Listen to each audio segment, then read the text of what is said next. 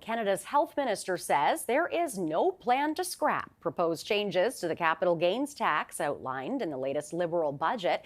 It comes as doctors warn the tax change could undermine their retirement plans.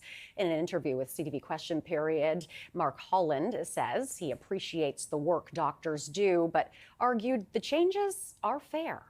Folks who are making, over $250,000 a year in their retirement, one of the things that we're saying is that, we need to have a system that's fair. We want to make sure that everybody is participating and has equal opportunities, and that we all have to be partners in that. And it's clear that those that are earning the most have seen huge gains, capital gains in their real estate holdings, their stock holdings, in their other assets. The budget proposes to increase the tax rate for capital gains from 50% to 67% for people earning more than $250,000 in capital gains a year. All corporations and trusts will also be taxed at that rate without a minimum income threshold. And joining me now is Tom Muclair, CTV News political commentator and former NDP leader. Mr. Muclair, always a pleasure. Thanks for being here, sir. Good to be with you, Renee. Now, this decision to not scrap the changes proposed to capital gains taxes, is it justified? Well, it's not unexpected because they need the $19 billion in new taxes that they just imposed on Canadians for the good and simple reason that if they don't, they'll bust the $40 billion deficit limit that they set for themselves to try to show some semblance of fiscal responsibility. So there's no way around it. The rest becomes an argument about what fairness is. I just heard Mark Holland, and I read what he had to say over the weekend. I mean, just a couple of days ago, another minister in Trudeau's cabinet was saying, yeah, maybe some Canadian doctors will go to the States, but, we'll bring in more foreign trained doctors. I don't think that that's the most positive way to look at this issue. I think that it's retroactive. And that's what Bill Morneau, Trudeau's former finance minister, said. There are a couple of really good analyses out there that are starting to show as well that it is in many cases a form of disguised inheritance tax, Renee, because families who had invested and thought they were going to be able to give assets and knew that they would be taxed at a certain rate and held on to them are now going to be forced to either have a fire sale or to pay a heck of a lot more taxes that were unexpected. And there's one other thing that's worth looking at as well. For decades now, women's groups have been saying, look, we should look at tax changes through a gendered lens because women live longer.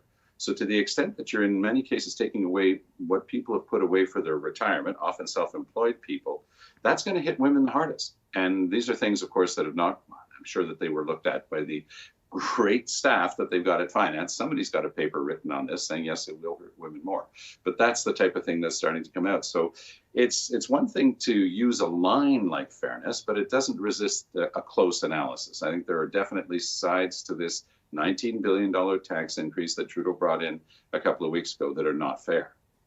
Now, already there are plenty of people in this country who do not have a family doctor. Off the top of my head, I believe it's something like, I want to say 83% or something like that who have a family doctor.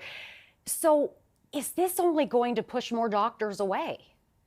Well, that's the point. I mean, and it's exactly right what you're saying, by the way. And not only that, it's predictable that some will just pick up and leave and say, well, this isn't fair. You're changing the deal.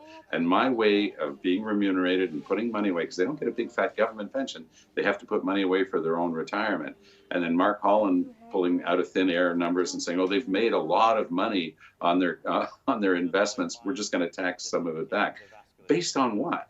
And it's a bit of a fight that they love to have because they wanted to try to paint this as being against the rich. This is Trudeau and the Liberals trying to say, look at Poilievre. He won't do this. He won't go after the wealthier people in our society. But it hasn't been thought through. Not only is what you say true, Renee, but think about this. When you're reducing what a doctor is taking home, the next thing they're going to do is when they have a negotiation with their provincial government for their next salary raises, they're just going to say, well, we've just lost 10% of our money. because the federal government has taxed it away. We're going to negotiate that from the provinces now. And then the provinces are going to turn back to the feds and say, well, you've got to top off. You're already reducing the proportion of healthcare that you pay. You're going to have to help us out of this bind. So it's a self-defeating increase in taxes. It wasn't thought through. Trudeau wanted to have a fight with the Poilievre and the Conservatives. They very wisely just left this stinking pile there and are letting the different groups do the type of analysis that you and I are talking about now. But it's not working. His budget has failed, and now he's just trying to turn all of this into attacks against the Conservatives in general and Poilievre in particular. I don't think that's going to work either.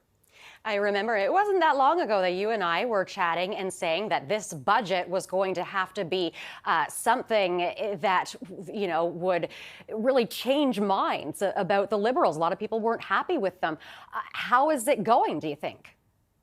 Well, we've had a half a dozen polls since the budget, and some people are saying, well, it'll take a little bit more time for fights to occur, for example, with the doctors, and that might change people's perception of Trudeau. But overall, those polls are showing zero movement. They're showing, on average, the Liberals trailing the Conservatives by 20%. So if this budget was supposed to give them a big boost, it hasn't.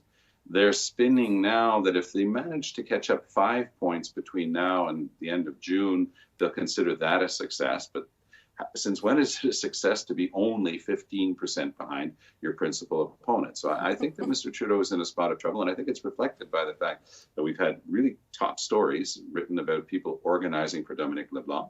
We've seen a very serious potential candidate in Mark Carney giving speeches to groups of liberal thinkers and MPs, showing his stuff, his progressive side, his deep knowledge of finance and of the environment.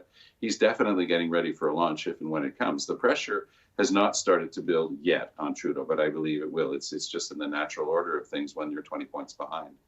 Tom Muclair, CTV News political commentator and former NDP leader, thank you as always for your time.